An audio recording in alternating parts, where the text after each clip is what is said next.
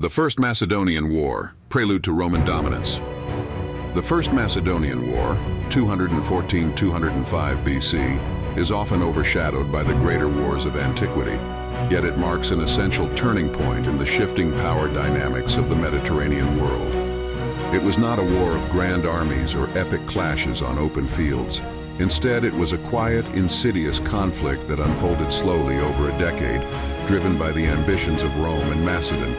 Though seemingly insignificant compared to the later wars that would define the fate of these two empires, it was in this early struggle that the foundations of the ancient Roman Empire were being solidified, and the once great Kingdom of Macedon was set on the path to ruin. This war would see the rise of Rome's dominance over the eastern Mediterranean and set the stage for the eventual fall of the Macedonian monarchy. For the Macedonian king Philip V, this conflict was the beginning of the end. His kingdom would be pushed into irrelevance as a new power emerged in the west. But what transpired during these years was not just a political struggle. It was a dark, treacherous dance between ambitious rulers, secretive alliances, and covert operations that would determine the fate of two nations. By the early 3rd century BC, Rome had established itself as a rising power in the Mediterranean, having defeated Carthage in the First Punic War, 264-241 BC, and secured dominance over Italy through the Samnite Wars. Rome turned its attention to the eastern Mediterranean, where the Hellenistic kingdoms were engaged in their own struggles for power. These kingdoms, once united by Alexander the Great's conquests, were now fractured, divided, and vulnerable. It was in this fractured world that the seeds of the First Macedonian War were sown. King Philip V of Macedon, a shrewd and ambitious ruler, saw an opportunity to expand his influence in the region.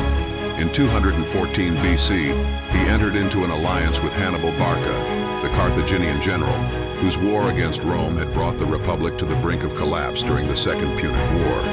This alliance, though never fully realized on the battlefield, signaled Philip's willingness to challenge Roman dominance in the Mediterranean. But the Romans, ever vigilant of any threat to their growing empire, knew that the danger posed by Macedon was not merely military, it was strategic.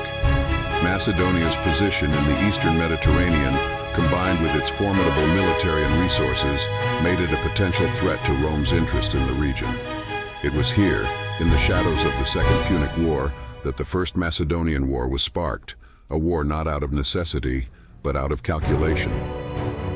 In 214 BC, while Rome fought Hannibal on the Italian peninsula, the Senate began to recognize the growing threat from the east. Rome, already stretched thin with its commitment to the Punic War, did not yet have the luxury to fully engage Philip in battle.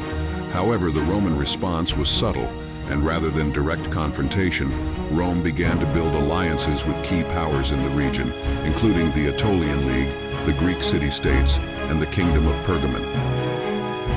Philip, who had already been engaged in conflicts with the Romans and their allies, did not sit idle. He launched several campaigns against the Greek city-states in the years leading up to the formal outbreak of war. In these campaigns, Philip was initially successful. He captured several key cities, which allowed him to expand his influence in the region. In 211 BC, Philip's position was further weakened by a revolt in the Peloponnese, where a coalition of Greek city-states opposed his rule. Rome, eager to exploit these divisions, began sending support to the Greeks, though much of this support was indirect. The shadow of Roman power loomed large, but the Roman Senate, cautious as ever, waited for a full-scale war to erupt, even as Philip's aggression and the alliances he formed began to push the region toward open conflict. The war itself was marked by a series of skirmishes, small battles, and naval engagements, none of which were particularly decisive. The Romans, however, had an advantage in the form of their superior naval power, which they used to disrupt Philip's efforts to control key maritime routes. In response, Philip sought to strengthen his naval capabilities, but the Macedonian navy was no match for Rome's experienced fleet. As the war raged on, the real conflict was one of strategy and diplomacy. Philip's initial goal had been to secure the allegiance of key Greek city-states and disrupt Roman influence in the eastern Mediterranean. However, the Romans, led by the consuls and their experienced generals, proved adept at both forming alliances and exploiting the divisions within the Greek world.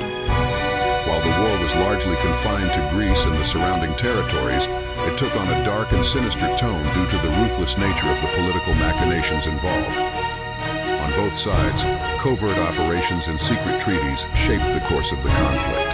Trust was a currency few could afford, and loyalty was often bought and sold in the dark halls of foreign courts. Philip, for all his ambitions, was a king trapped in a web of his own making, forced to act on multiple fronts, facing both external enemies and internal betrayal. As the war dragged on, the Romans managed to exhaust Macedon's resources. Philip, once a formidable foe, began to see his kingdom's strength wane. In 207 BC, after a series of unsuccessful campaigns, he was forced to negotiate with Rome. The resulting peace agreement, the Treaty of Phalanx, was a devastating blow to Macedonia. Philip had to relinquish his hold over key territories, effectively ending his ambition of expanding Macedon's power in the Mediterranean. For Rome, the war was a clear victory, but it was not a decisive one. Rome had managed to contain the threat posed by Philip and solidify its alliances in the east. But the full defeat of Macedon would not come until the Second Macedonian War, which would erupt a decade later. In the immediate aftermath of the First Macedonian War, the region was left in disarray. Macedon, once a dominant force, had been severely weakened, while Rome, though victorious, had not yet fully asserted its supremacy in the east. The First Macedonian War was a war of shadows, of subtlety, and of betrayal. It was not a war fought with the glorious, epic battles that defined other conflicts of antiquity. Instead, it was a grim prelude to the larger struggles that would follow in the centuries to come. The war set the stage for the eventual downfall of the Macedonian monarchy, which would never again recover its former glory. For Philip V, the war marked the beginning of a long and painful decline. His failure to secure victory over Rome and the loss of Macedon's territories were the first steps in a slow, agonizing path to the kingdom's eventual destruction. While the First Macedonian War was not a full-scale confrontation, it planted the seeds of conflict that would consume Macedon in the coming years, culminating in its eventual conquest by Rome. Rome, in contrast, emerged from the war stronger than ever, albeit with the knowledge that its true test was still to come. The First Macedonian War had proven Rome's military superiority, but it also revealed the darker, more insidious side of power, the manipulation of alliances, the exploitation of weaknesses, and the ruthless pursuit of empire at any cost. The war was a shadow that would loom over the Roman Republic for years to come, its legacy lingering in the hearts of those who had witnessed its quiet, insidious destruction.